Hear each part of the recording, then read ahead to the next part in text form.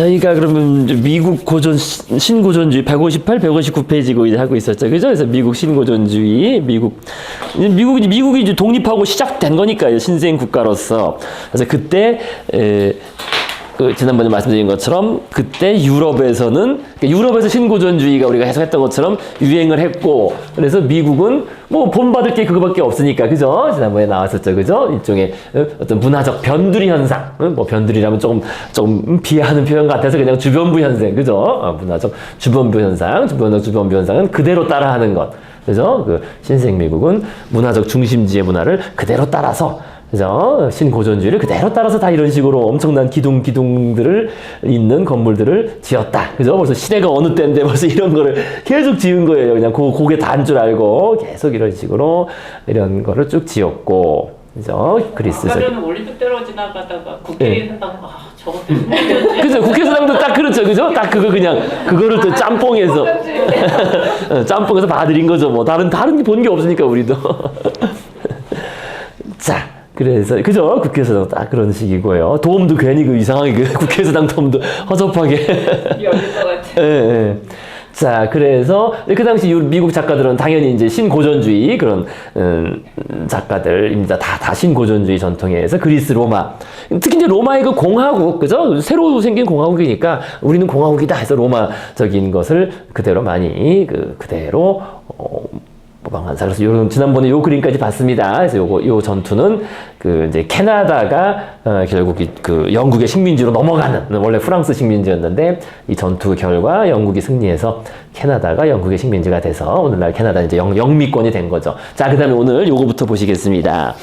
159페이지죠. 159페이지. 미국 미술의 시작. 이건 지난번에 읽으셨습니다. 그래서 뭐 미국 미술 초창기에는 당연히 화가도 없고, 거기 나와 있는 것처럼, 뭐, 그림 주문이 없는데, 그죠? 특별히 귀족도 없고, 주문이 없으니까 후원 세력도 없고, 그래서 그림 그리는 사람은 대부분, 간판장이들이다. 그죠? 위에서 한 8제쯤에 지난번에 읽으셨죠? 그죠? 간판장이들, 또 떠돌이 환쟁이들, 뭐 이런 거, 그래서 우리 예전 영화관 간판 그리는 사람들 그런 식의 그런 그림쟁이, 환쟁이들 밖에 없었다. 이제 그런데, 이제 슬슬 이제 본격 화가라는 사람이 나오기 시작한 거죠. 먼저 필이죠. 신대륙의 레오나르도 다빈치 이렇게 이름 붙여놨습니다. 찰스 윌슨 필은 계몽주의자의 전형이었다.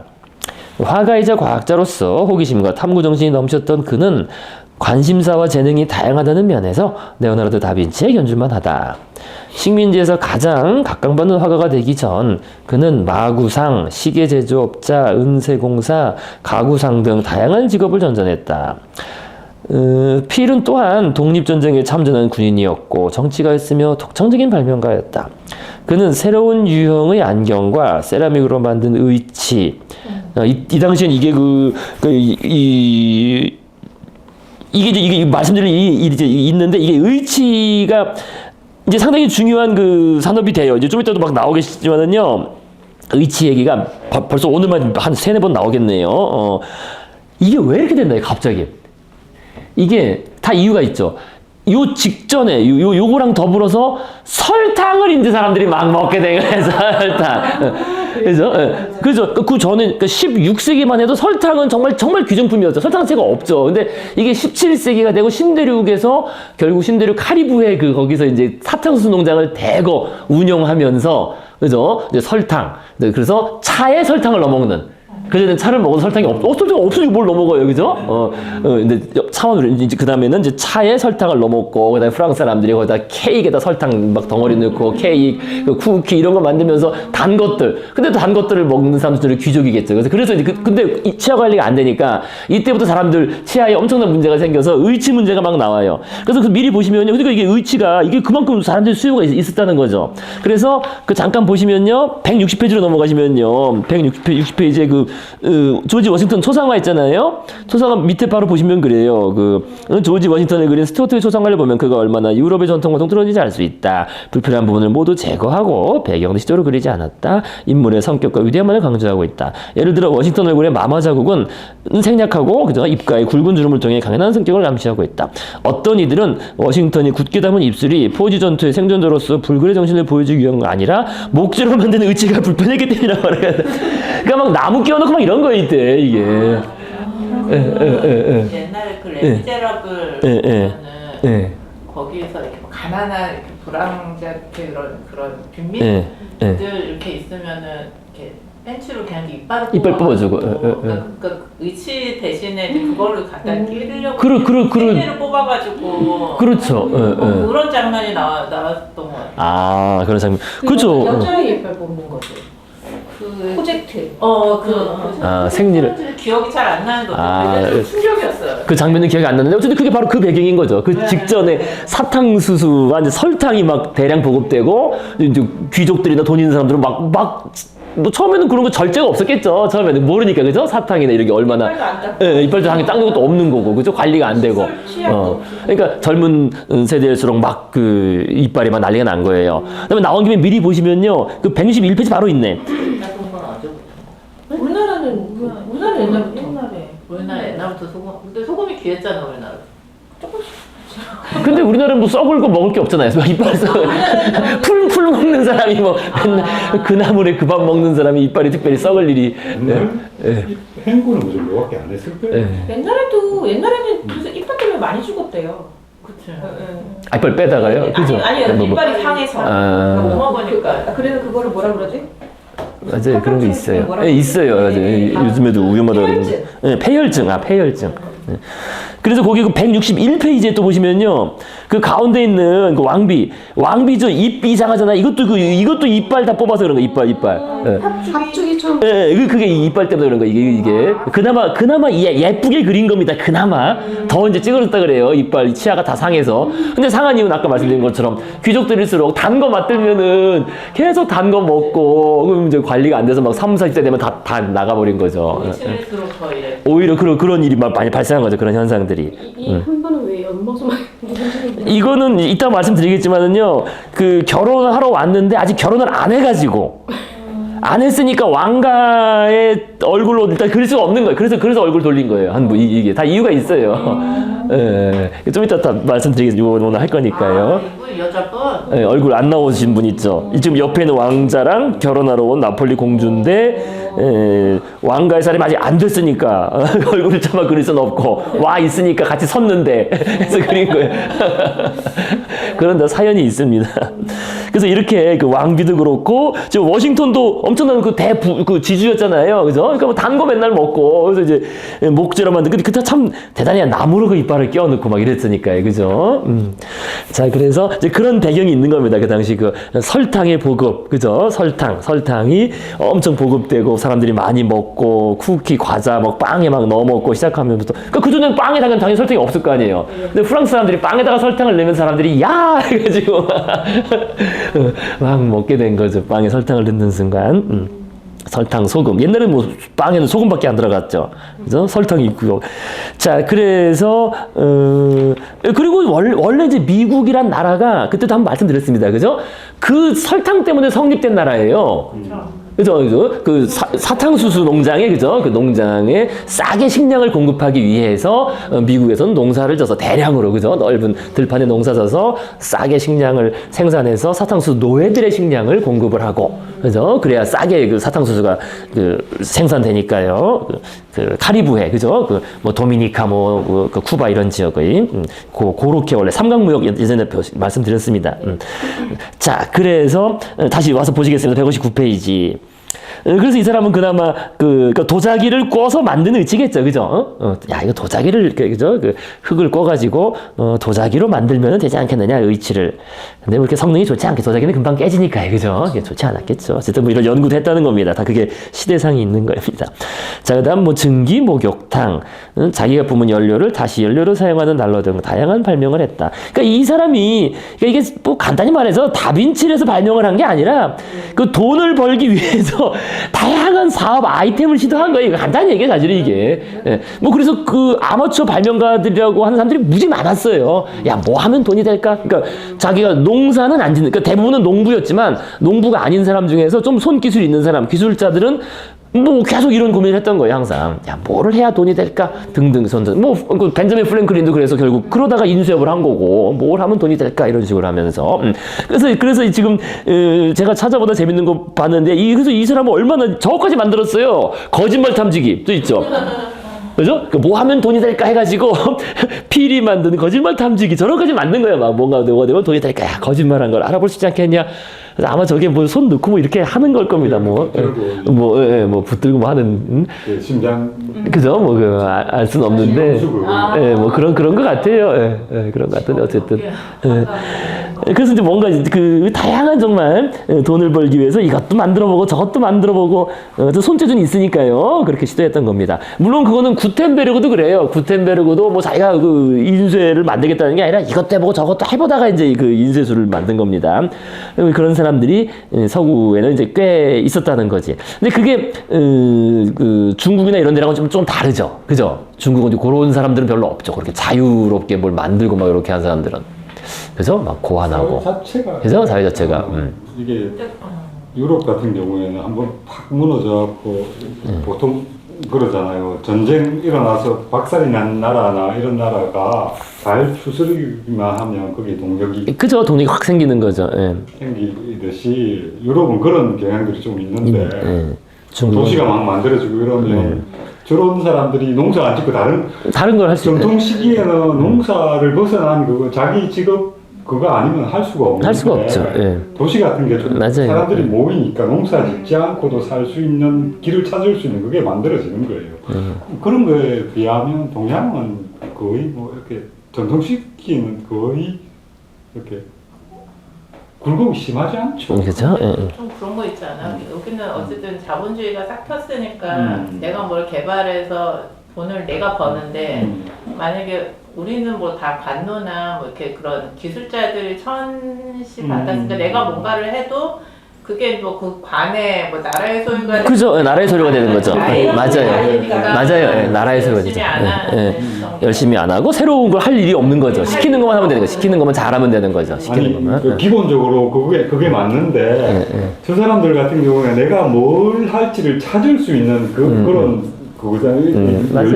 열려있는 틀이 있죠. 뭐 열려있는 게 아니죠. 저 사람들은 굉장히 급박한 거죠. 급박한 건 어떻게 보면 찾아야 되니까. 해야 여기는 그런 게 없잖아요. 그러니까 살고 있는 틀, 뭐 만들어낸다고 해서 그게 뭐 사람들한테 와 이거 좋냐고 달라들어서 살 수 있는 사람이 있는 것도 아니고. 그래서 2세 사람들이 특히 많이 그랬고, 그러니까 벤자민 프랭클린도 뭐 이것저것 다 한 거잖아요.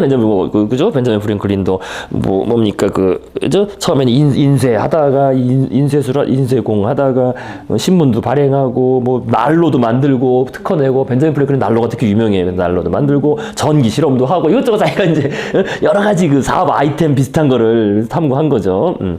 물론 뭐 그러다 보면은 당연히 지적인 호기심도 있는 거니까 뭐 그걸 부정할 수는 없지만은요. 자, 그래서 어쨌든 근데 필이 사실 제일 유명한 건 이것 때문에 유명해요. 그는 또한 거대한 코끼리 화석을 발견해. 사실은 코끼리가 아니라 이제 메모드입니다. 그때 이제 코끼리인 줄 알았는데 이제 메모드인 거죠. 사실 요게 유명해요, 이 사람이. 이것도 이제 돈이 되는 거죠, 한편으로는. 왜냐면 발굴했으면 이거 돈이 되는 거죠, 나름. 그죠? 그래서 그 자신이 세운 자연사 박물관에 기증했는데 필라델피아에 있는 이 박물관에는 10만 점이 넘는 유물이 전시되어 있다. 나름 이름이 날리고 했다는 겁니다. 그의 최초의 창시자 목록에는 식민지 최초의 미술관과 미술학교 창설도 포함된다. 그래서 뭐 나름 뭐 단순히 자기 사적, 그러니까 좀 그런 건 있어요. 사적 이익만 추구하기보다는 그 벤자민 프랭클린처럼 자신의 발견을 통해서 같이 이렇게 하는 그런 이상들이 좀 있었어요, 이 당시 사람들은. 그래서 돈도 좀 많이 벌었나? 뭐 그런 것 같아요. 그래서 미술학교도 창설하고 나름 성공적인 그런 사람입니다. 그래서 필은 17명의 자녀들에게 과거 유명한 화가 이름을 붙였으며 그 중에서는 진짜 화가가 나오기도 했는데 유명한 수정화가 렘브란트, 자기 아들들 자식들 이름이에요. 아들 딸들의 이름, 그죠? 정물화가 라파엘, 화가이자 자연과학자인 티치아노가 그들이다. 그래서 필 가족의 초상화는 9명의 가족 구성원들과 충성스러운 유모, 오른쪽에 두 손을 모으고 서 있는 인물을 그린 것이다. 피를 왼쪽에서 팔레트를 들고 허리를 구부리고 있다. 그림의 제목인 콩코디아 아니마 영혼의 조화 영혼의 일치는 작품 주장죠. 앞에는 이제 여기는 왼쪽에 그림 있잖아요. 158페이지에 흑백으로 되어 있더라고요. 저기 이제 칼라 그림 여기 있습니다. 칼라 그림 여기. 원래 칼라 그림이죠? 네, 칼라 그림입니다. 흑백으로 사진이 아마 구할 수 없어서 이렇게 되나 봐요. 이거는 옛날 20세기. 이거 20세기 나온 책이니까요. 책이 벌써 지난 세기에 나온 책이잖아요. 지난 세기에 나온 책. 책이 좀 오래된. 저 칼라로 이렇게 나오는 그림입니다. 그래서 잘 안 보이시는데요. 어쨌든 뭐 필 가족 초상화 여기 유모가 있고 이렇게 딱 뭐 그죠? 약간 신고전주의적이죠. 고전 로마적인 그런 있고 그다음에 여기 잘 안 보시면 요 이젤에 세 명이 이렇게 사람이 있어요. 좀 보이실지 모르겠지만 그죠? 잘 안 보이시죠, 그죠? 좀 너무 그냥 봐도 좀 어둡더라고요. 이 세 명이 소녀가 이렇게 있는데 그 세 명의 소녀가 콩코르디아 아니메 해서 영혼의 조화를 상징하는 요 그림의 제목이 콩코르디아 아니메고 그러니까 이 그림 제목은 따로 없습니다. 어쨌든 그렇다는 겁니다. 그래서 영혼의 조화를 이게 벌써 그 미국의 전형적인 그죠? 가족 중심, 청교도의 가족 중심과 공동체주의적인 그죠? 그런 이념인 거죠. 그래서 그 그림에 있는 새 딸은 죽은 건가요? 그건 모르겠습니다. 저는 뭐 이거 일일이 찾아 못했어요. 예. 영혼의 조화라니까. 근데 죽어서가 아니라 영혼의 조화는 그냥 그 공동체적인 일치를 말하는 거예요. 이게 그런 의미. 공동체. 걔도 있어요, 걔. 걔도 가족이. 아래쪽에. 예. 그런데 남자는 한 명밖에 없는 겁니까? 남자 두 명이 이쪽에 또 여기 사촌이라고 그러더라고요. 이 사촌도 여기도 뭐 이것도 사촌도 화가에서 직접 또 그림을 또 앞에 그려주고 있고요. 여기서 그림을 또 그리고 있고 이렇게. 예, 여기도 남자고요. 남자 이렇게 셋이 있고 얘들 있고. 그래서 뭐 모든 가족이 다 모인 것 같지는 않은데 어쨌든 있는 사람들 이렇게 그린 그림입니다.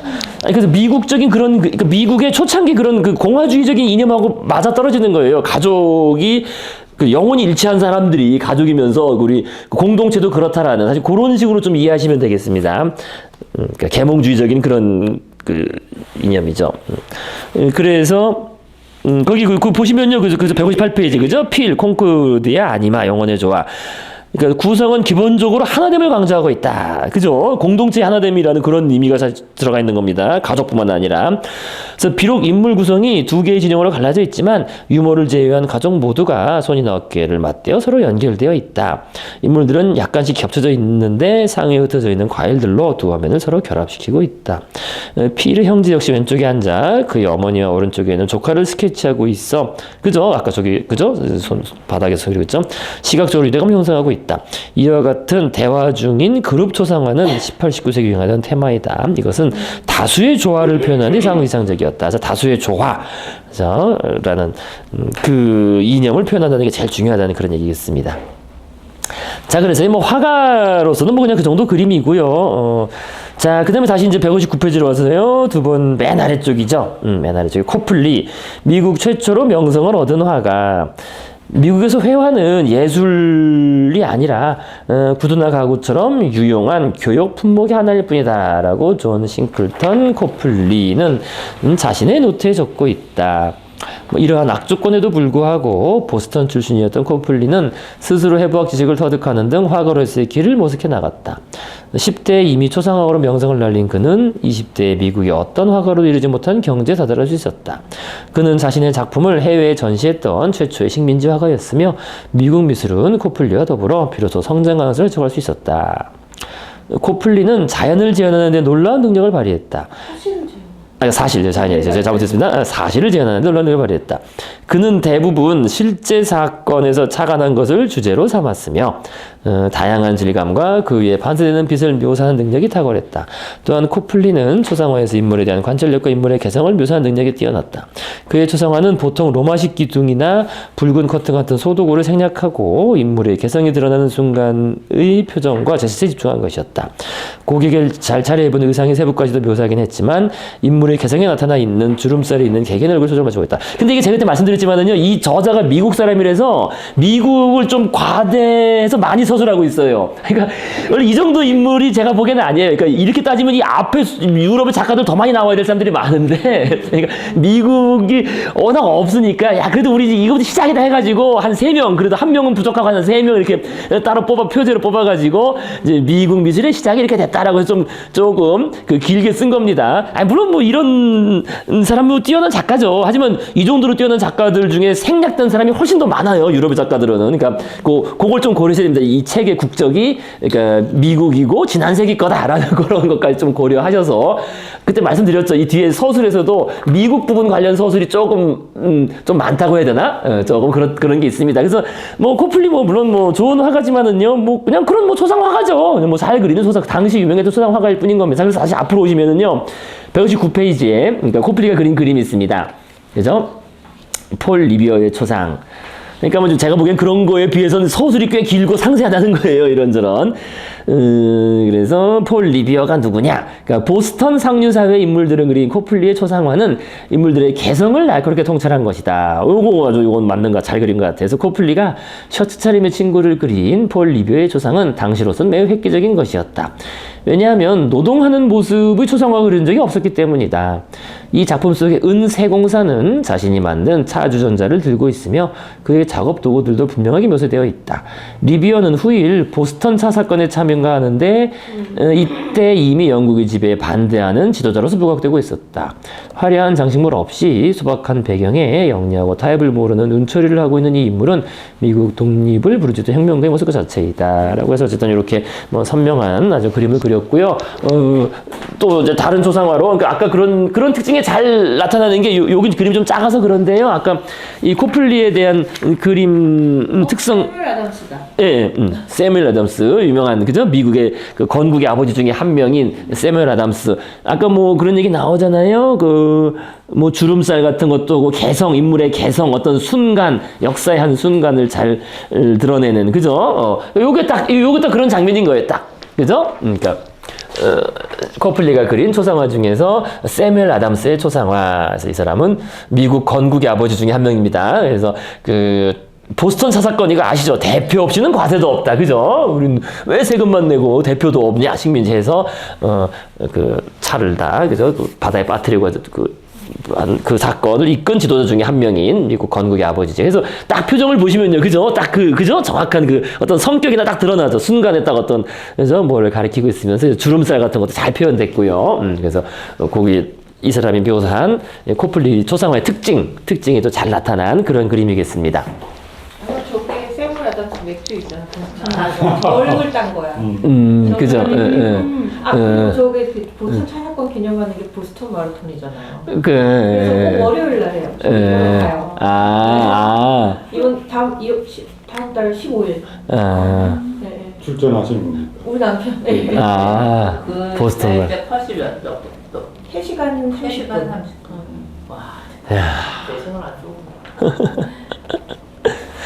자, 그래서 지금 역사의 한 장면, 세뮤엘 아담스, 나왔습니다. 그래서 그 초상화, 그 보스턴 그 지역 초상화죠. 자, 그 다음에 또 계속 보시면요, 스튜어트입니다. 160페이지죠, 그죠? 160페이지, 스튜어트. 미국의 최초의 독자적인 미국 양식의 화가다. 그래서 길버트 스튜어트는 신고전주의 당시 미국에서 유명했던 화가이다. 그는 회화에서 피부를 묘사하는 전통적인 제작 기법을 거부했는데 자신은 어떤 대가의 그림에도 고개를 숙이지 않을 것이며 다만 스스로 자연을 탐색하고 내 자신의 눈으로 자연을 바라보겠다고 했다. 그는 피부 표현을 위해 색채를 섞지 않고 사용했는데 색채 혼합은 피부 표현을 마치 안장가죽같이 탁하게 보이게 한다고 믿었기 때문이다. 그래서 인상주의 이전부터 이미 스튜어트는 겹겹이 유약칠을 하는 대신 재빠른 화필로 피부를 거의 투명할 정도로 빛나게 표현하고 있다. 자, 그래서 그 위에 그죠? 워싱턴 보면 이마가 반짝반짝하고 좀 투명하죠, 그죠? 그런 실필줄도 보이고요. 그래서 각각의 화필은 마치 피부 속에 실필줄같이 서로 빛을 내고 있어서 얼굴에 진주빛 광택을 주고 있다. 스튜어트는 피부란 하늘 아래 그 이상 가는 것이 없다. 그래서 그것은 야한 반짝거림 없이도 풍목점의 실크같이 반짝이고 오래된 마음에 참 절제된 매력이 있다고 했다. 스튜어트는 신생공화국의 공식 화가였다.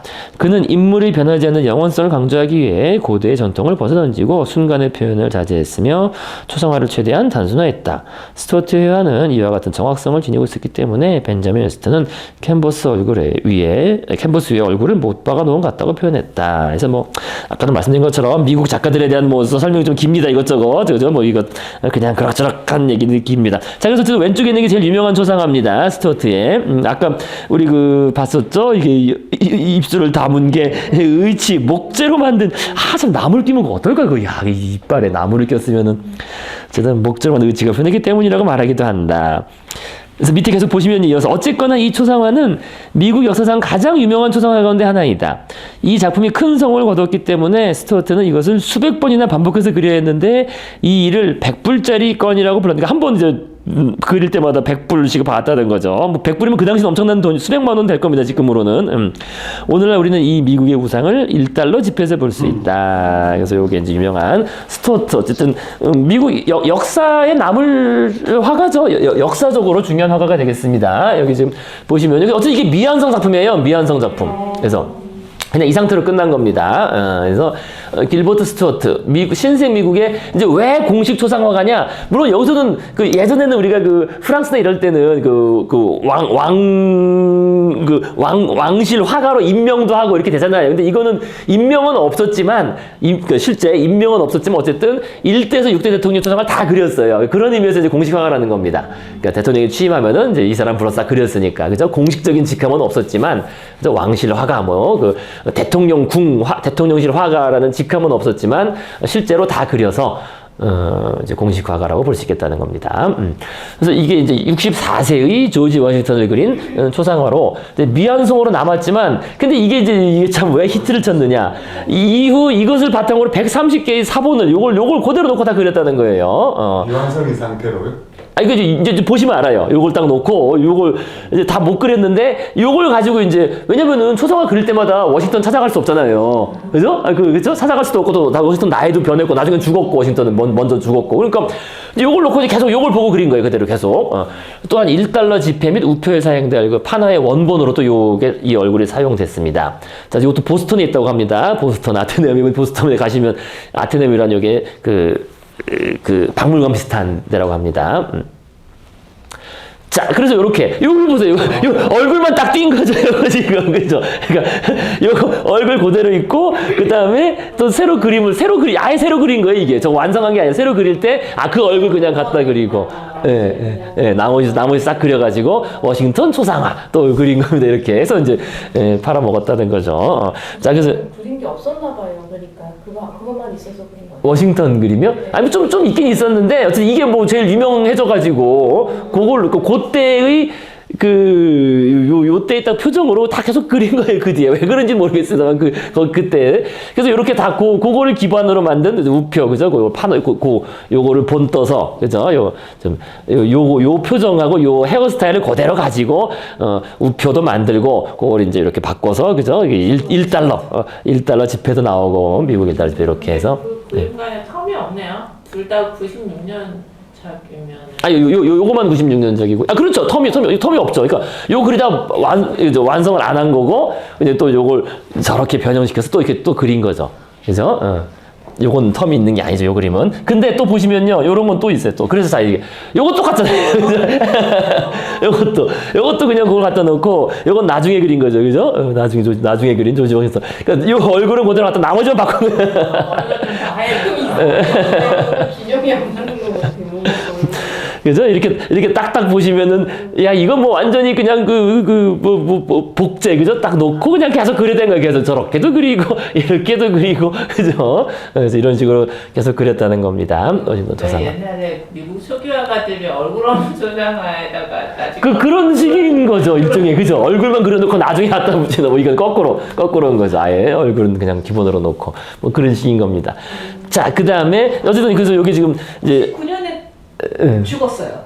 그죠. 진짜 죽었죠. 죽은 다음, 다시 몸을 그냥 그리는 거죠.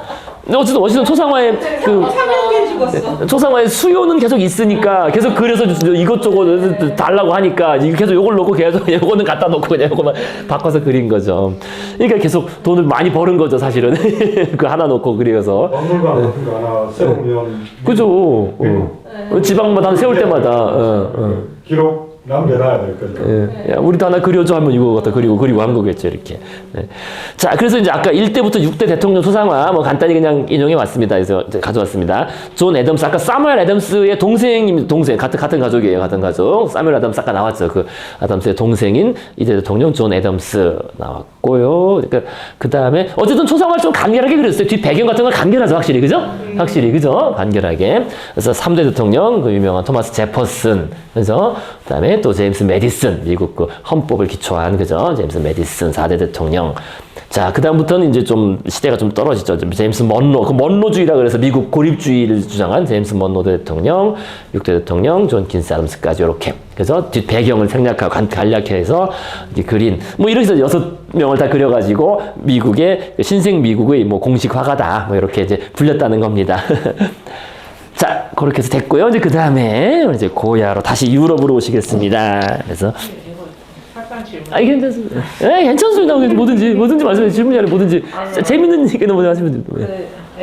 보통 사진 같은 거를 보고 그림을 그리면 이게 작품이잖아요. 아, 예.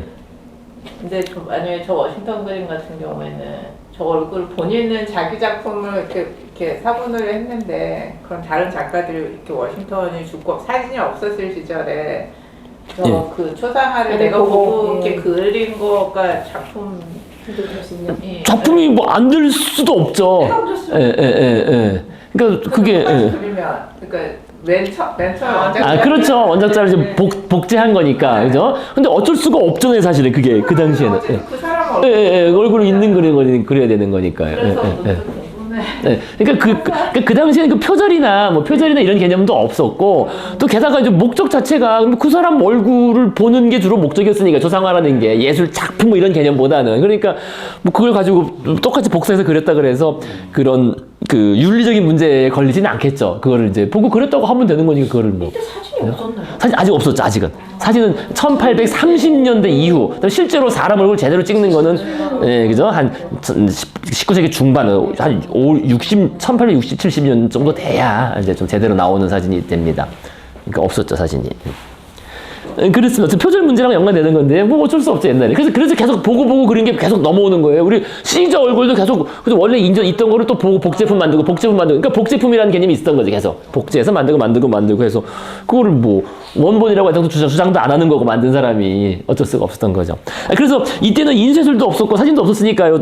계속 우리 나오지만은 똑같은 그림을 여러 번 많이 그리잖아요, 여러 번. 근데 그게 수요가 있는 거죠. 야, 나도 저거 하나 그려줘. 이러면 또 그려주는 거예요, 똑같이.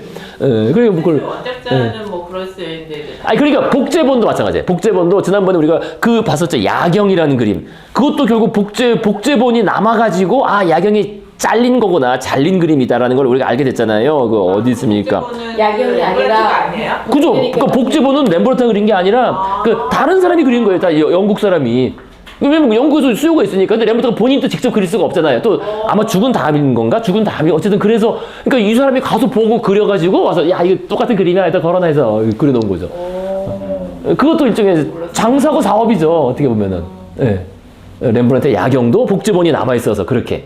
그죠? 그러니까 다른데 수요를 충족시키기 위해서 똑같이 유명한 그림을 그려서 복사해서 그려서 놓은 거니까요. 그러니까 그림을 보는 게 우리 지금 생각하는 거하고 아예 접근 방법. 그러니까요. 예술 작품으로 본다기보다는 어떤 그 인테리어나 고급 인테리어, 또는 그 중에 고급 인테리어의 마지막 점을 찍는 뭐 그런 멋진 작품 그런 거니까 어디 멋있는 게 있다 그러면 그냥 그대로 복사해서 그리는 경우가 많았던 겁니다. 근데 그때 야경이 밤이 아니라 원래 낮그림이죠. 낮그림이었는데 그러면 그게 원본을 베꼈다는 거였어요? 그죠. 원본을 베껴서 그려서 잘렸다는 걸 알겠어요. 잘렸다는 걸 알게 된 거죠. 그러니까 아니 근데 복제품은 그러면 검은 걸 보고 그냥 그 야경인 줄 알고 그렇게 똑같이 그려서 아니, 그러니까 복제품일 때 그릴 때는 밝죠, 그래도. 밝아요. 나중에 이제 유약이 변하는 바람에 검게 된 거고요.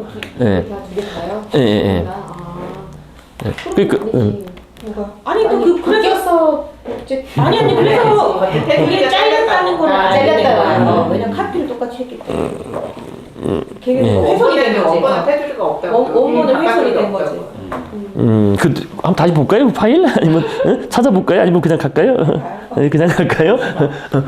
어쨌든 그런 식으로 그러니까 그 복제품이라는 게 많았어요. 상당히 많았습니다. 그 복제 화가도 있었어요. 그 전문 화가들도 뭐 다 어떻게 보면 그 직업도 편한 거죠. 주문 있으면 가가지고 그 그림 보고 그냥 그려서 오면 되는 거니까.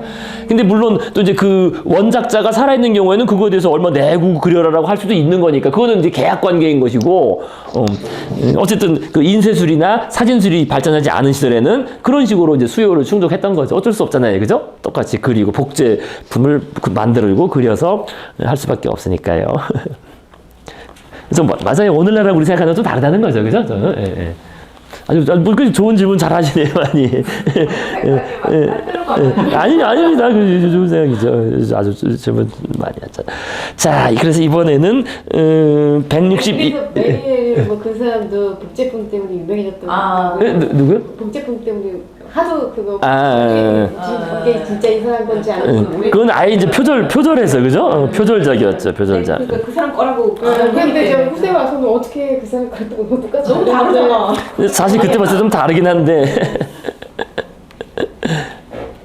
그죠? 다르긴 한데 어쨌든 그렇게 됐습니다.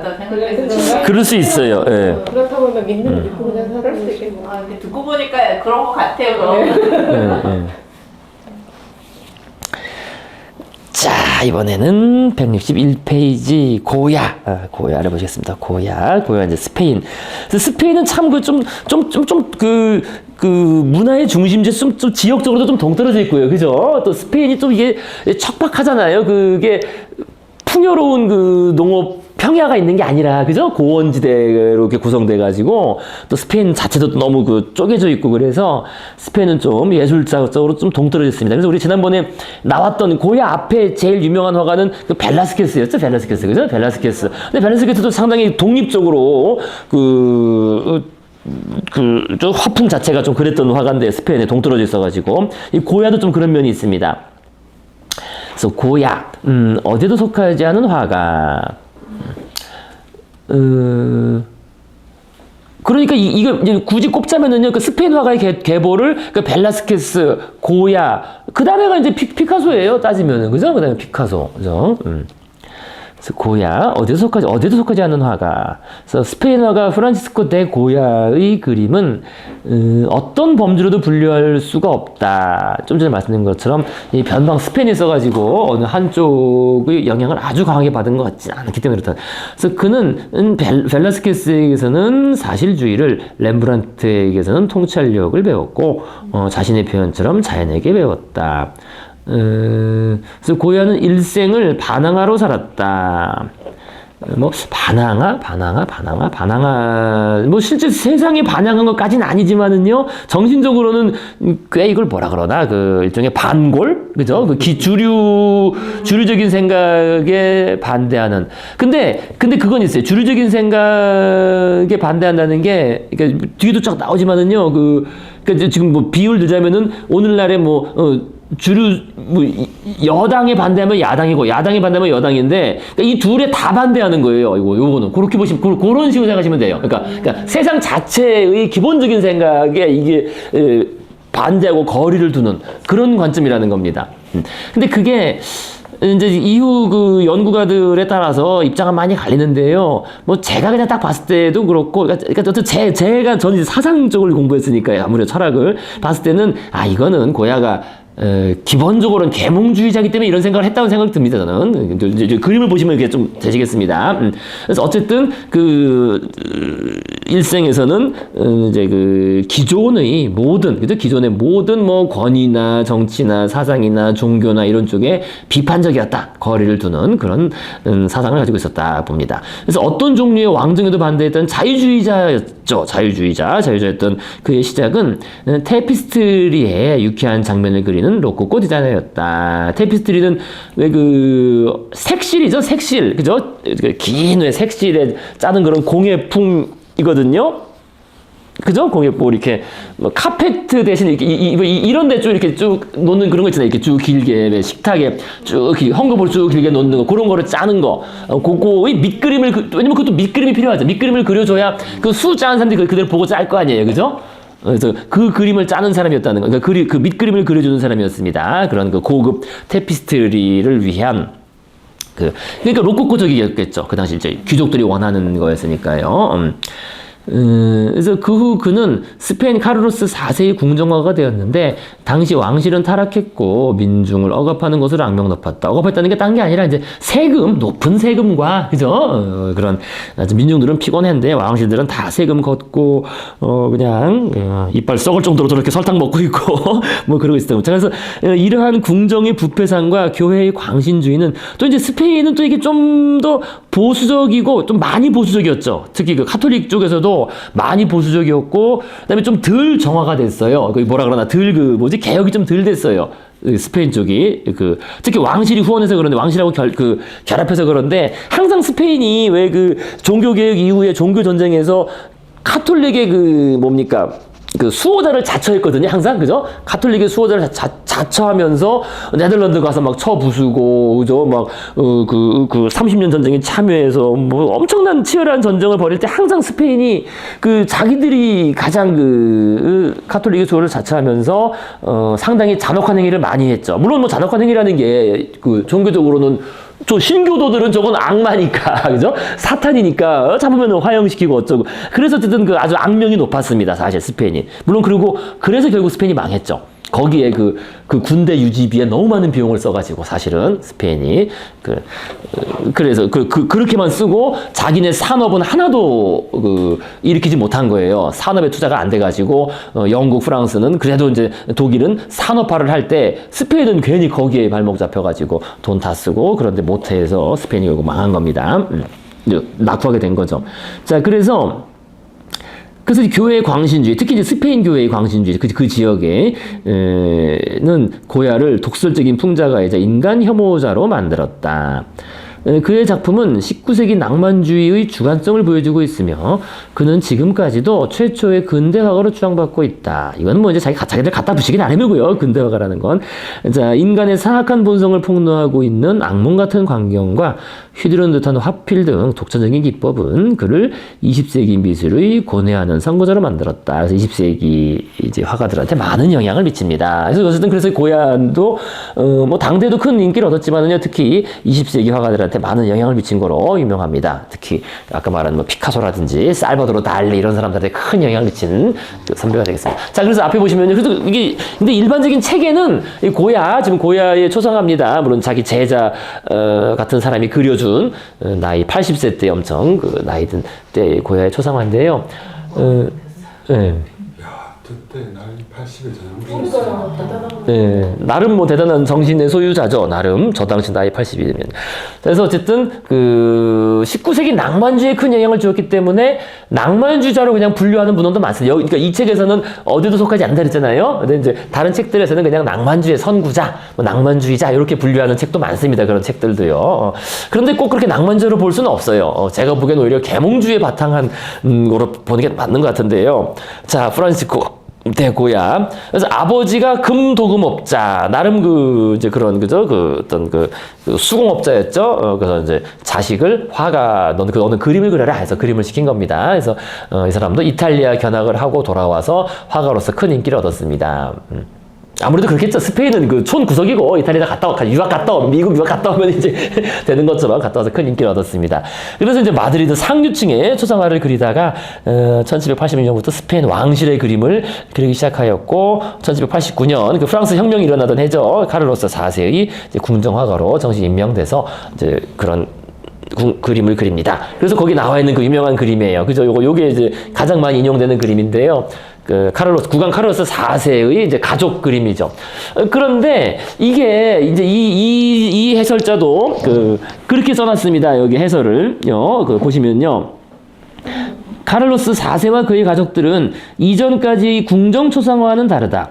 고야는 왕가 일족의 잘난치 않은 모습을 풍자적으로 폭로하고 있는데 풍자적이라고 딱 돼 있어요, 그죠? 그래서 오늘날 비평가들은 근데 이 오늘날은 20세기입니다. 20세기. 오늘날 비평가들 20세기 또 중반 전 사실 이게 19세기에 재발견된 이후에 이게 누구야 갑자기 생각이 그 사람이 이렇게 평가해가지고 그 평가가 계속 반복되고 있는데요. 이게 그렇게 볼 수가 없어요. 한번 일단 보시겠습니다. 그래서 20세기까지 이런 평가가 많아요. 오늘날 비평가들은 그들이 이 사실을 깨닫지 못했다는 것을 놀란다. 한 비평가는 이들이 복권에 당첨되어 벼락부자가 된 자파상인 일가 같다고 표현했다. 좀 난잡하잖아요. 서 있는 게 그죠? 질서가 없고. 그래서 이 작품은 고야가 벨라스케스의 시녀들의 경의를 표하기 위해 의식적으로 모방한 작품으로 화가 자신은 왼쪽에 있는 캔버스 뒤에 서서 뒤 보이죠, 그죠? 서서 늘어서 있는 오만한 왕가 일족을 냉정하게 그리고 있다. 그래서 그죠? 어디 갔습니까? 우리가 어디가 어디서 봤었나? 벨라스케스. 그때 벨라스케스 봤었죠? 어디 갔었나? 그죠? 139페이지에, 그죠? 139페이지에 보시면요. 139. 그러니까 이 그림도 잘려나간 거라고 그랬잖아요. 그죠? 그러니까 왼쪽이 잘려나간 거예요. 왼쪽 더 있는데. 근데 이거는 복사본도 없어가지고 이제 복제가 더 이상 리스토레이션을 못한 거고요. 요거 똑같이 본딴 거죠. 이렇게, 그죠? 이게 화가가 커다란 캔버스 앞에 있는 거랑 요걸 본따서 자기도, 그죠? 161페이지, 그죠? 자기 고야도 뒤에 커다란 캔버스에 자기를 딱 이렇게 그려 넣은 겁니다. 그죠? 자, 그래서 계속 161페이지 보시면요. 그래서 왼쪽 조그만 글씨 있죠? 왼쪽에 그림 옆에 왼쪽에 고야 카를로스 4세와 그의 가족들. 가슴에 단 훈장이 무거워 보이는 왕은, 그죠? 왕이 이제 가운데 오른쪽에 있는 사람이죠. 뚱뚱하고 붉은 얼굴을 하고서 돼지처럼 보인다. 반점 있는 늙은 여인을 포함한 저 뒤쪽에 얼굴에 반점이 있죠. 뒤쪽, 그죠? 고야 옆에. 그죠? 그거, 있는 여인을 포함한 왼쪽에 3명은 탐욕스럽게 느껴지며 여왕이 왕비죠, 왕비. 가운데 있는 왕비는 우둔하고 천박하게 표현되어 있다. 당시 스페인 왕가는 너무도 무능하고 아둔해서 고야가 자신들의 조상을 풍자적으로 묘사하는 것조차 알아차리지 못했다고 이렇게 했는데, 근데 이렇게 볼 수가 없어요. 이거는 우리가 이렇게 보려고 해서 보는 거고, 그죠? 이렇게 보려고, 처음에 이 그림을 논평한 갑자기 이름 생각나네. 그 사람 평론가로 유명한 사람 평론해가지고 계속 이걸 반복하고 있는데 오늘날에는 그렇지 않기를 그렇게 보지 않습니다. 그렇게 볼 수가 없어요. 또 보면은 이거 지극히 정상적인 그림이에요. 이렇게 풍자적으로 그릴 수가 없지. 그랬다고 목이 날아가지. 그릴 수 없고 그러니까 풍자적이기보다는 그냥 있는 그대로 그렸다는 게 좀 더 맞아요. 있는 그대로. 그래서 그렇죠. 여기 근래에는 풍자적으로 그려진 그림이 아니라고 하는 견해가 더 일반적입니다. 그래서 근데 오히려 풍자적이라기는커녕 오히려 실제 모습보다 아주 이상화하고 있어요. 이상화되는 게 좀 더 좀 꾸며서 좀 잘 그렸다는 거죠. 그죠? 오히려 이상하고 있다는 겁니다. 그래서 특히 이상하고 있는 사람이 아까 말씀드린 것처럼 이제 가운데는 왕비 얼굴, 그죠? 이 턱이나 이쪽이 아까 말씀드린 것처럼 이빨이 완전 상해서요. 그러니까 이 왕비도 젊을 때는 뭐 상당한 미녀였다고 합니다. 근데 이빨이 이제 완전 상해가지고 더 찌그러졌대요. 더 찌그러졌는데 그건 기록이 있습니다. 근데 그거를 그나마 이렇게 좀 다듬어서 그려준 거고. 그 다음에 특히 이상화된 사람이 이 왕자입니다. 이 왕자는 아주 단호한 표정에, 그죠? 이렇게 딱 왕자 같은 경우 아주 뭐 키는 좀 작지만 단호한 표정으로 그려져 있습니다. 물론 이 왕자 그래서 나중에 이걸 뒤집고 아버지 자기 왕위를 뺏어요.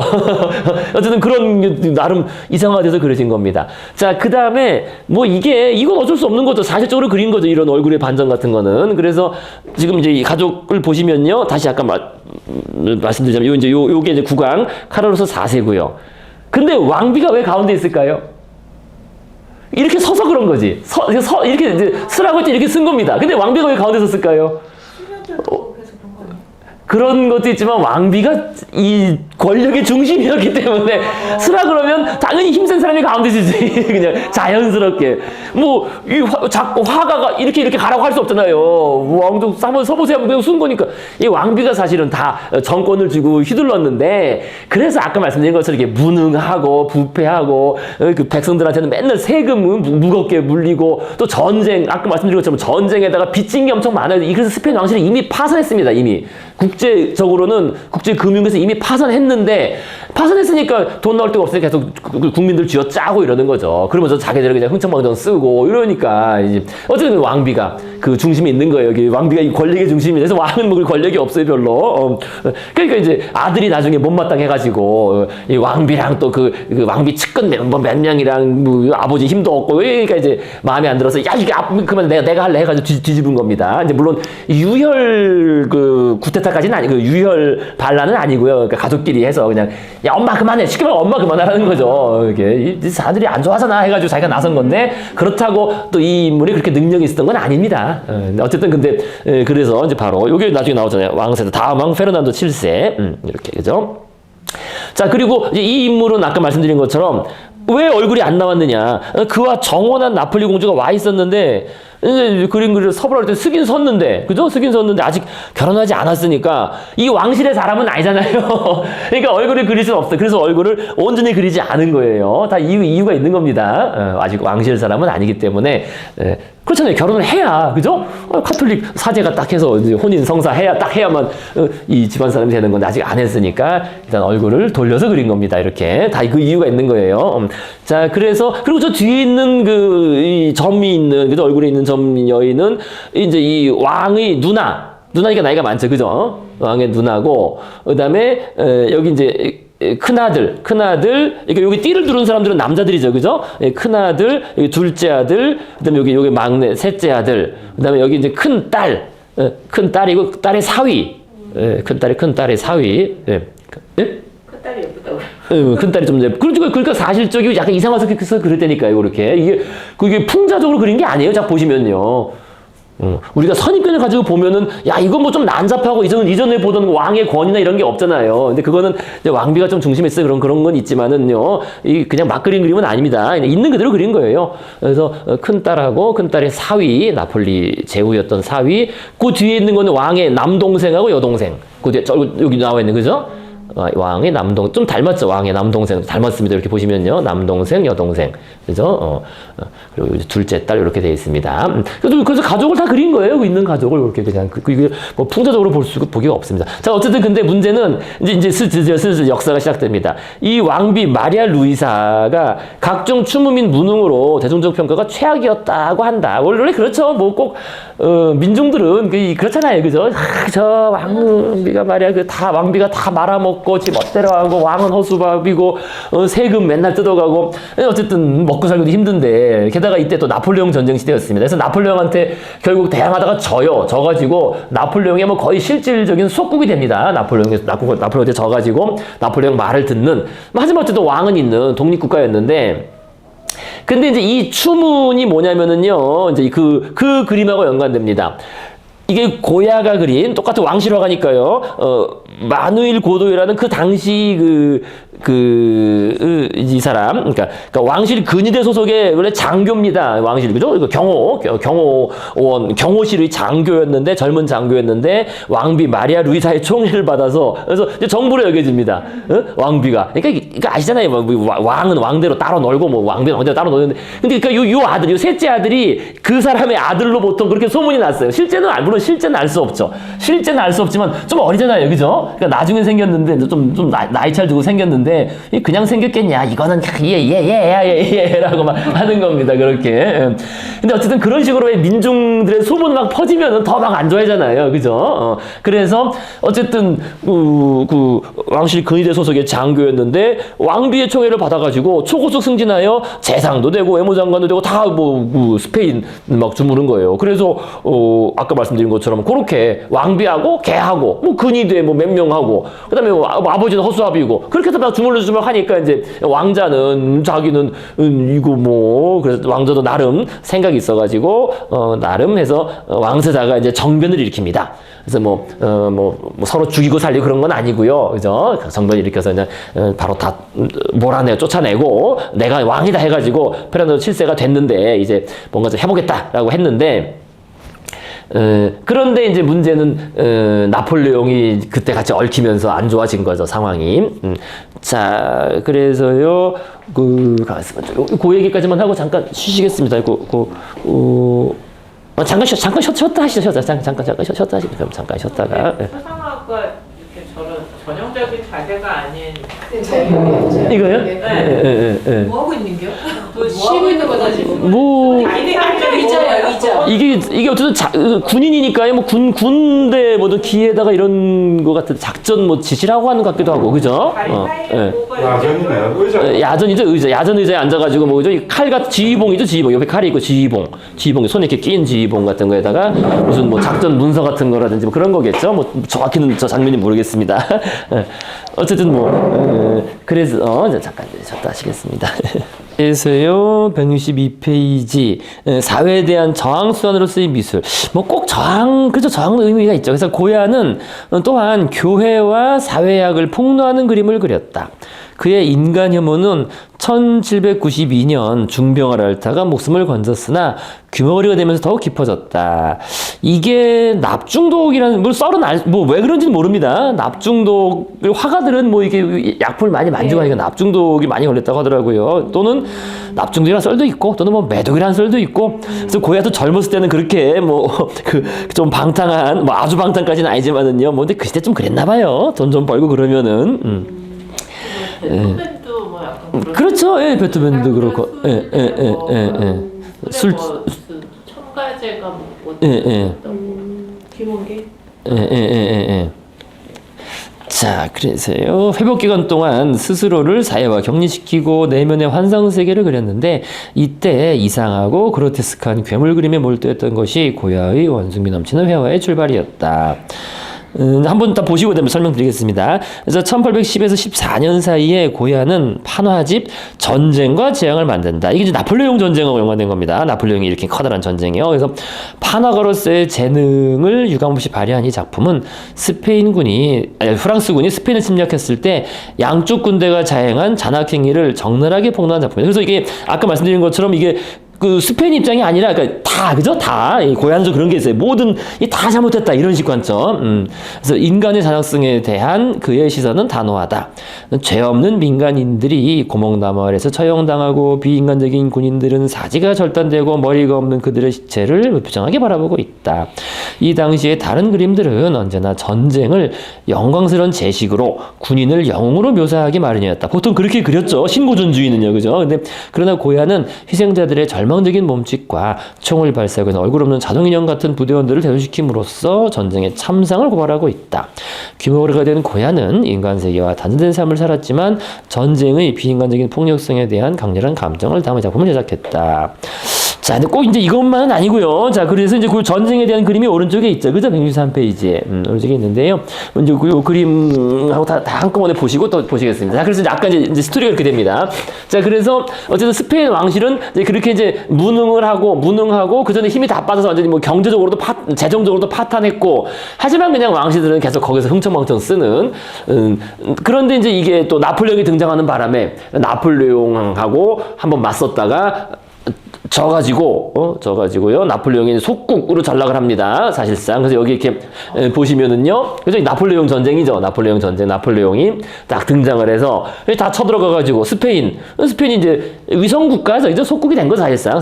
스페인이 위성국가가 되고 여기 이 지역들, 이탈리아 이런 데도 다 직할령 내지는 위성국가가 되고 프로이센하고는 동맹을 맺고 프로이센도 결국 아우스트리츠 전투에서 유럽 연합군을 다 깨버려가지고 이제 나폴레옹이 사실상 유럽을 거의 다 먹게 되는 거죠. 근데 이제 하나 남은 게 이제 영국 아니에요, 영국. 그래서 영국이 이 양 끝을 이제 딱 그죠? 이 포르투갈하고 이 러시아하고 이렇게 이제 쌈 싸가지고 나폴레옹을 괴롭히는 겁니다. 그죠? 그래서 나폴레옹이 열받아가지고 왜 대륙 봉쇄령을 내리잖아요, 그죠? 영국하고 교역하지 마라. 그런데 그걸 어긴 게 또 이제 포르투갈하고 러시아예요. 웃기지 마라 해가지고. 그래서 왜 이제 트라팔가 전투를 했는데 트라팔가 해전 아시죠? 좀 이따 나올 겁니다. 그죠? 그래서 넬슨 제독한테 이제 프랑스 해군이 완전 스페인하고 프랑스 해군이 전멸을 하고 뭐 어떻게 할 수가 없는 거예요. 그래서 이제 육지로 쳐들어오고 이게 진 다음에 육지로 쳐들어온 거예요, 이게.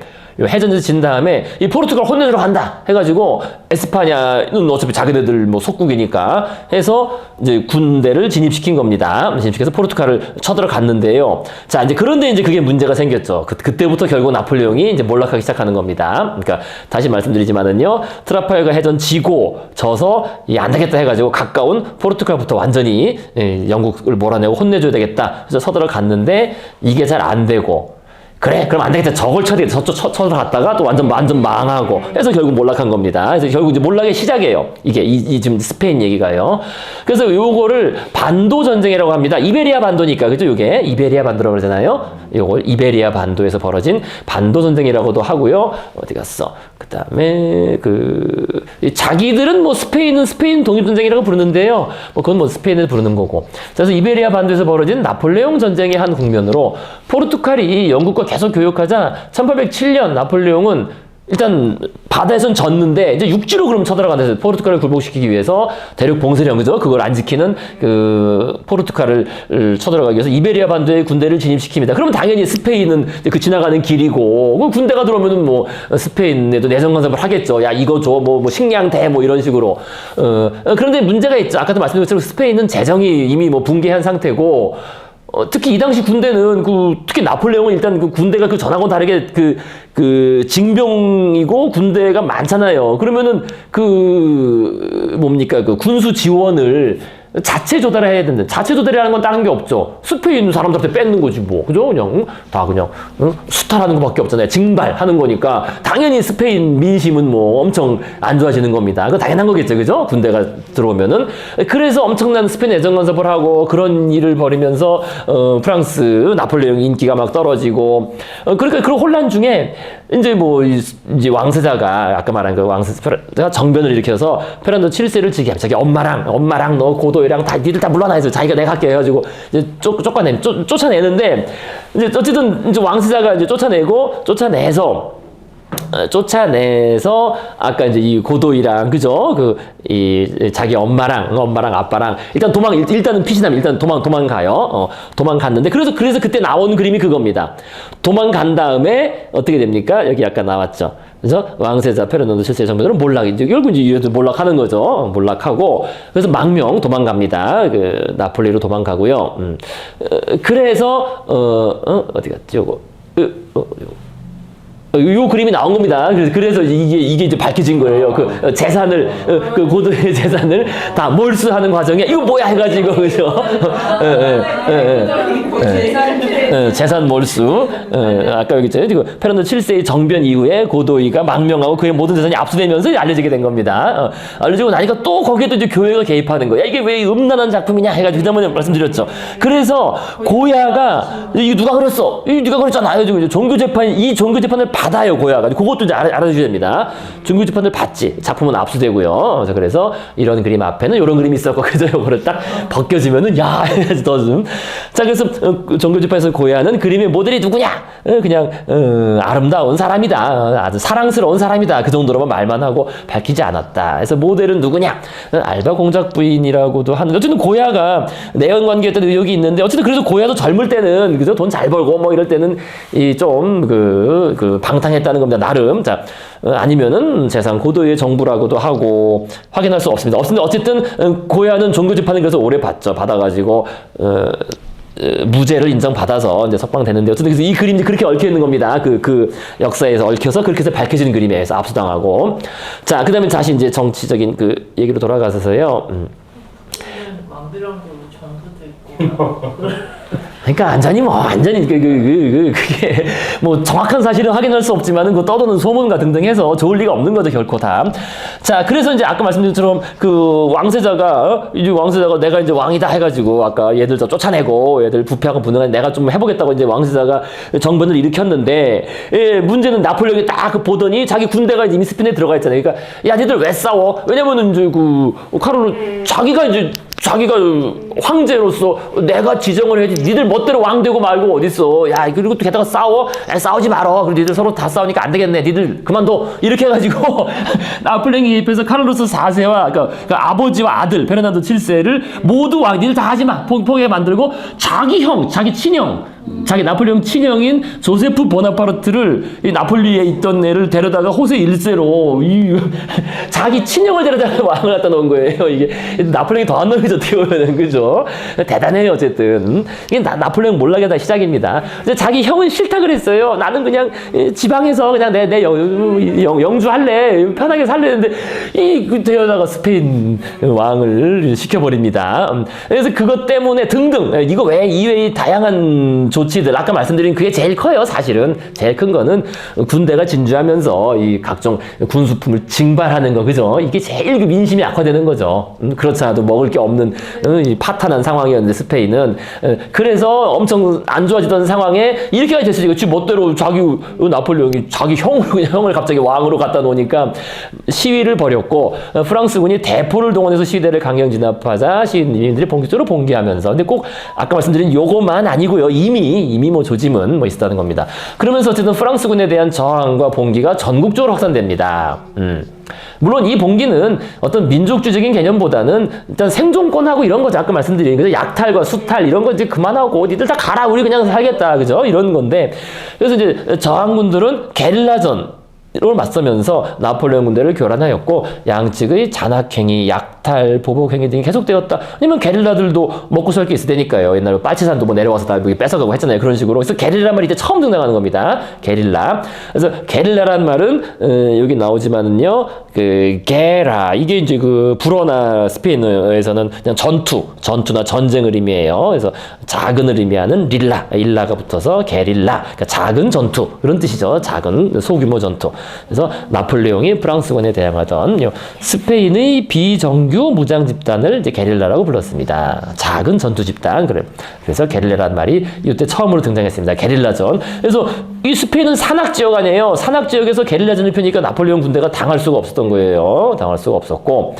그러면서 영국은 또 계속 그걸 지원해주고, 이걸 아니까. 그래서 포르투갈을 통해서, 아까 봤던 것처럼, 포르투갈을 통해서 계속 이 게릴라군도 지원해주고 하면서 나폴레옹이 결국 이걸 이기지 못해. 육전에 이기지 못합니다. 스페인, 여기서, 반도전쟁에서. 발목이 잡히면서 나폴레옹 몰락이 시작점이 되었다. 그래서 발목이 잡히고 이쪽도 해결을 못한 상태에서 더 크게 러시아가 아예 공개적으로 영국하고 왔다 갔다 하고, 이쪽에서도 이제 점점 여론이 안 좋아지고 하니까, 그러니까 나폴레옹이 진짜 큰 놈부터 손봐야 되겠다. 자기가 직접 친히 그죠? 그 80만 대군을 이끌고 러시아를 갔다가 60만을 잃고 이제 망하죠. 그래서 몰락을 합니다. 나폴레옹이.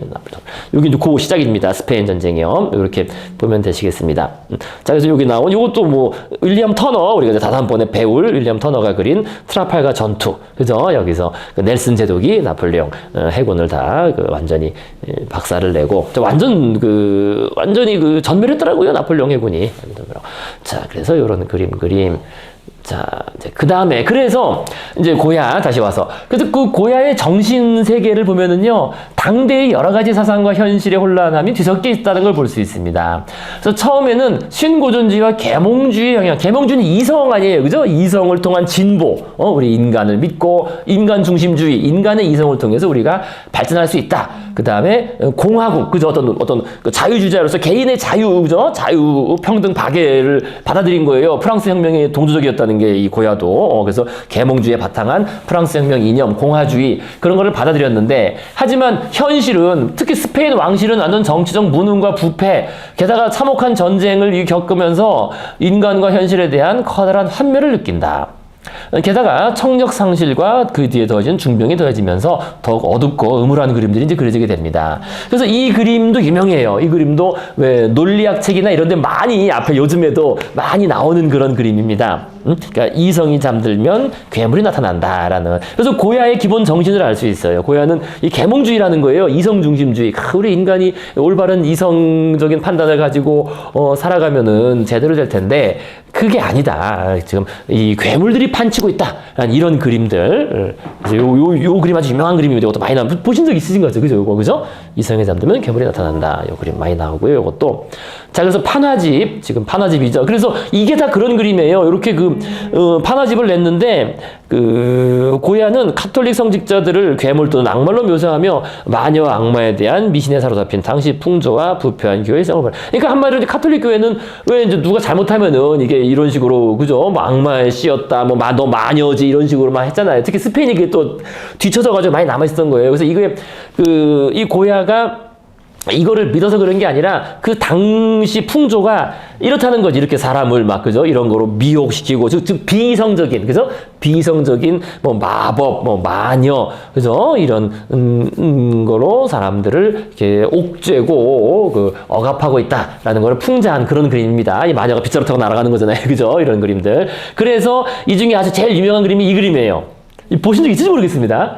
우리가 마녀 얘기할 때 꼭 나오는 그림 중에 하나예요. 마녀. 이거 마녀들의 집회를 그린 그림입니다.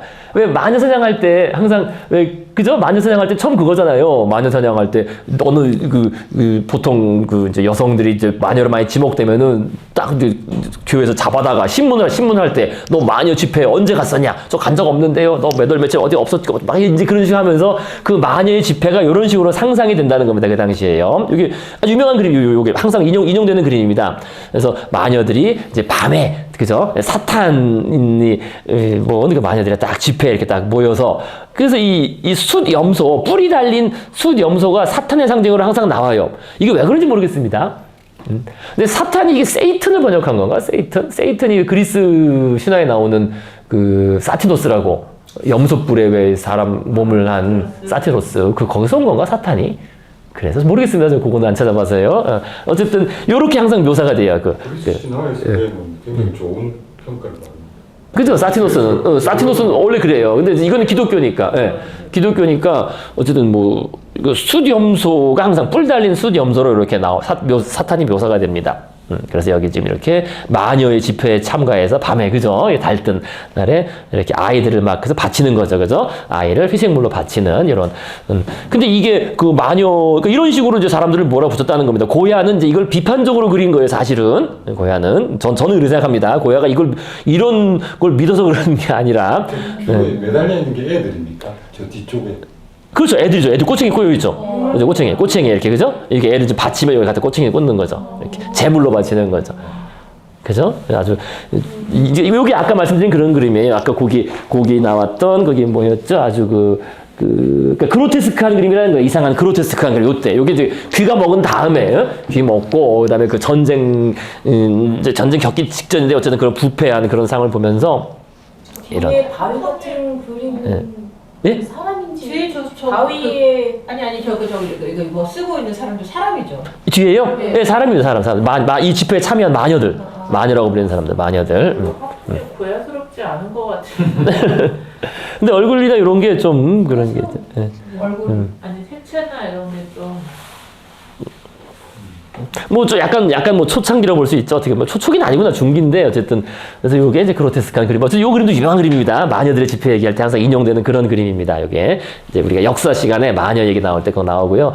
그다음에 이제 요거 바로 이제 종교 재판소 그림이에요. 종교 재판이 이런 식으로 진행된다. 종교 재판소. 이게 왜냐하면은 그 고야는 자기는 이성적인 관점에서 살아가는 사람인데 종교 재판을 받잖아요. 근데 종교 재판 받으면 이게 말 그대로 아까 마녀 재판하고 똑같은 거죠. 마녀 재판 다 종교 재판 아니에요. 그래서 종교에서 수모를 겪겠죠. 그래서 이와 같은 비이성적이고 잔인한 관행이 사라져야 한다는 그런 의도로 그려진 그림이라고 여겨집니다. 그래서 이렇게 모자를 쓴 피고인 4명은 머리에 키가 크고 뾰족한 이 코로나라고 불리는 모자를 이렇게 씌운대요. 이 종교 재판 받는 사람들은. 모자 4명이 쓰고 있죠. 그죠? 모자 딱 씌우고, 이제 막 신문을 하는 거지. 신문. 그죠? 이렇게. 그죠? 사제들이나 이런 사람이 신문 막 쓰고, 그죠? 이 얼마나 이제 수모를 겪겠습니까? 이렇게 오랜 수모를 겪은 거죠. 그래서 그거를 그린 이런 일은 없어야 된다. 이건 너무나 잔인하고 비성적인 관행이다라고 그런 겁니다. 자, 그래서요. 우리가 그때 한번 봤던 작품이 있어요. 요거.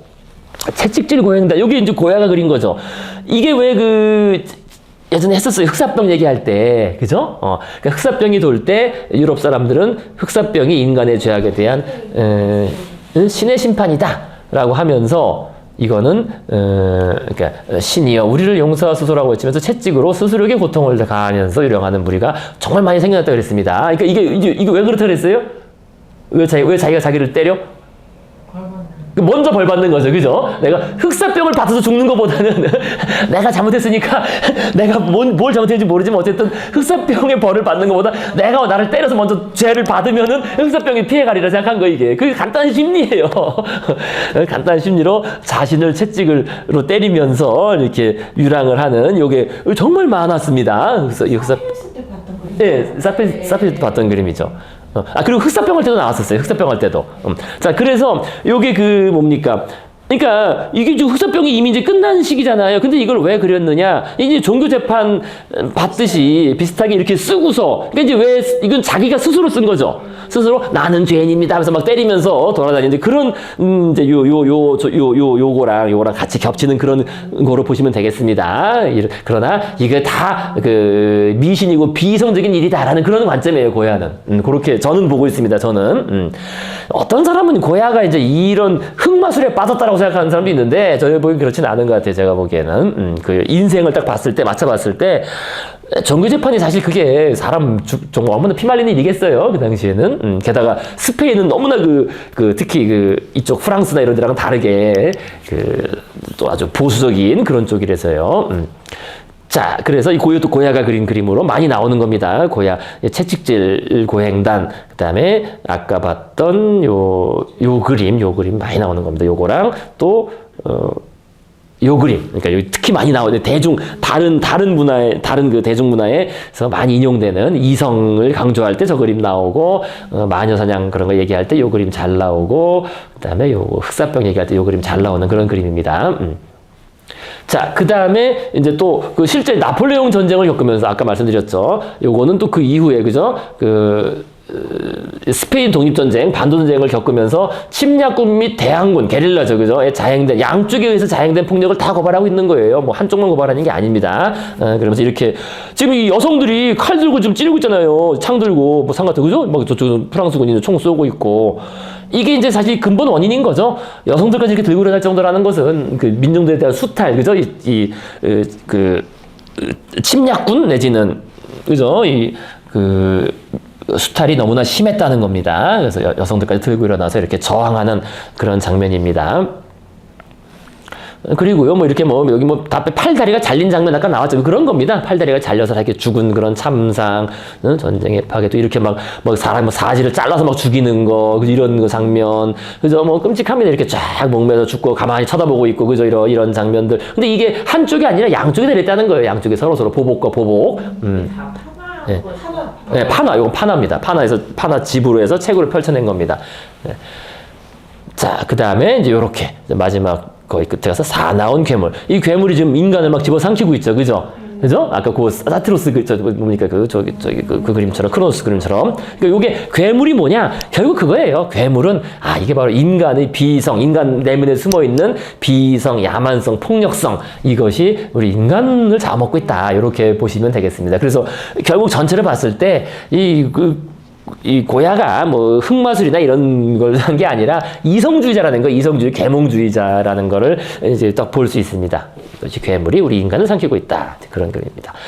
자, 그리고요, 이제 그 다음에는 직접적으로 있었던 그 사건을 그린 그림이죠. 1808년 5월 2일이라는, 아예 제목이 아예 이렇습니다. 그죠? 제목이. 이때 있었던 이러한 그 스페인 마드리드 내에서의 일종의 뭐 전투 내지 학살이죠. 전투 학살 장면. 그 다음에 거기 이제 책에 있는 그 다음날이죠. 5월 2일에 저런 일이 있었고, 5월 3일에는, 그죠? 그 5월 1일에는 막 싸워서 붙은 거였어. 붙어서 싸운 거고, 당연히 이제 나폴레옹군이 이기죠. 스페인, 마드리드에서 붙은 거니까. 이긴 다음에 어떻게? 이긴 다음에 저 반란에, 어떤 저항에 참여했던 사람들을 다 모아놓고 처형한 거예요. 그 다음날, 반란에 저항에 참여했던 사람들, 이 시민들이죠. 딱 모아놓고, 나와! 해가지고 다 쏘아 죽인 겁니다. 다. 그래서, 거기는 뭐 5,000명이라고 나오는데요. 숫자는 사실 알 수는 없습니다. 스페인에 주장하기에 5,000명이고, 저가 좀 알 수 없고. 자, 그래서 그게 163페이지는 그림입니다. 그죠? 그거 잠깐 보시겠습니다. 163페이지, 맨 위에.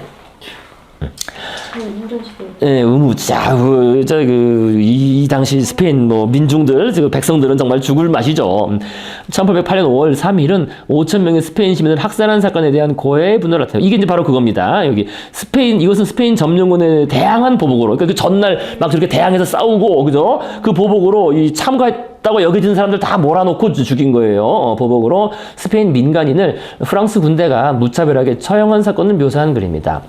그들의 야만적인 고문행위와 공포스러운 잔악성을 고해하는 끔찍할 정도로 사실적으로 묘사하고 있다. 간혹 나이프와 가위만을 들었을 뿐 거의 맨전이나 다름없는 시민들이 총을 발사하는 군인들 앞으로 줄지어 행진하고 이렇게 쭉 다 나와 해가지고 한 쏜 쏴 죽이는 겁니다. 그죠? 뭐 아시겠죠? 그래서 이 그림은 신문의 사진과 같은 직접성을 가지고 있다. 고야는 사건 현장을 직접 방문해 이 장면을 스케치했으며 사실주의적인 그의 기법은 그림을 더욱 박진감 넘치게 하고 있다. 땅에 놓인 램프, 그게 핵심이죠. 그죠? 바닥에 딱 램프, 사각형 램프가 있는데, 램프 중심으로 램프의 불빛이 저쪽에 딱 비추고 있으면서, 그죠?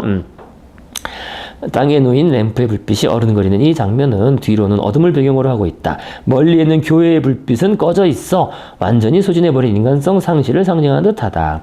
피 묻은 죽음이 관람자를 향해 쓰러져 있으며 처형을 기다리는 희생자들이 멀리까지 줄지어 서 있다. 이 장면의 중심은 곧 처형당하게 될 하얀 셔츠를 입은 희생자인데 그는 반항하듯 손을 벌리고 있으나 아무 소용도 없는 몸짓이어서 십자가에 못 박힌 그리스도를 연상시킨다. 검은 그림자와 색채의 부조화는 이 장면의 폭력성을 더 강조하게 돼서 그래서 유명한 그런 그림이 되겠습니다. 이 그림, 그죠? 항상 등장하는 나폴레옹 그런 그림이겠습니다. 자, 그래서 이렇게 정말 이 젊은 나이 중년을 거치면서 끔찍한 일을 겪은 거죠. 겪고 나서 그 다음에 요 그림도 유명해요. 요 그림도 가끔 나옵니다. 가끔 우리 대중적인 이미지로 나오는 그림이에요. 거인이 딱 서 있잖아요. 그죠? 이것도 자주는 아니고 가끔 나오는 그림입니다. 어떤 거인을 묘사할 때. 그죠? 신비로운 거인. 그래서 이거는 이제, 제목은 거상인데, 거인의 상이라는 뜻이죠. 고야의 것으로 여겨지지만, 제자일 것 가능성도 있습니다. 그래서 정확한 의미는 사실 모릅니다. 사람들은 막 지금 달아나고 있고요. 그죠? 달아나고 있고, 멀리서 스페인이 프랑스 침략군이 쳐들어오고 있는 거 아니냐라는 거기도 하지만, 사실은 알 수 없어요. 정확한 그 의미는 알 수 없습니다. 어쨌든 이것도 어떤 거인, 이런 거 할 때 가끔 등장하는 이미지예요. 많이 인용되는 고야의 이미지입니다.